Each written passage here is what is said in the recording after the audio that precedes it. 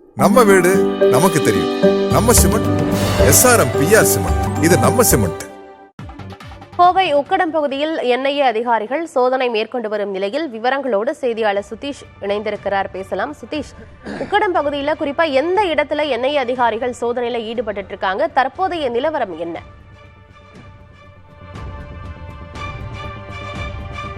ஆனந்தி, நாம் தற்போது கோவை உக்கடம் அருகே இருக்கக்கூடிய அலமின் காலனி பகுதியில் இருக்கிறோம்.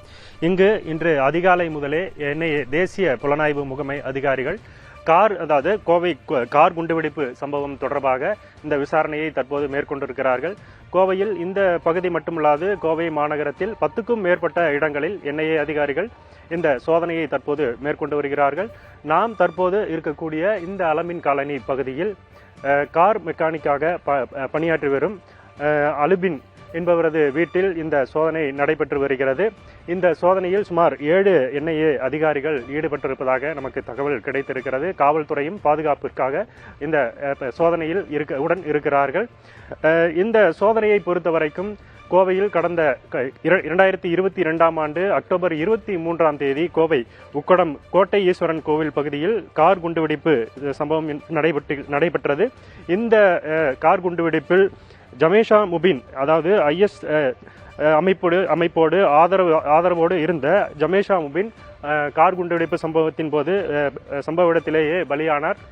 அதன் பிறகு காவல்துறை அந்த விசாரணையில் தொடர்ச்சியாக மேலும் அதிக அளவில் இந்த குண்டுவெடிப்பு சம்பவம் தொடர்பாக அதிகம் பேர் இருப்பதாக தகவல் தெரிவித்தார்கள்.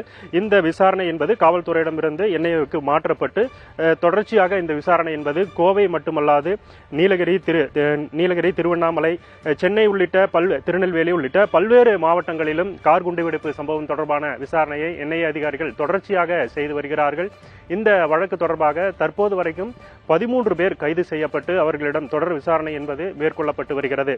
இந்நிலையில்தான் கடந்த மாதம் 24ஆம் தேதி NIA அதிகாரிகள் இந்த வழக்கு தொடர்பாக குற்றப்பத்திரிகையையும் தாக்கல் செய்திருக்கிறார்கள். அதனைத் தொடர்ந்துதான் தொடர்ச்சியான விசாரணை என்பது தற்போது வரைக்கும் நடைபெற்று வருகிறது.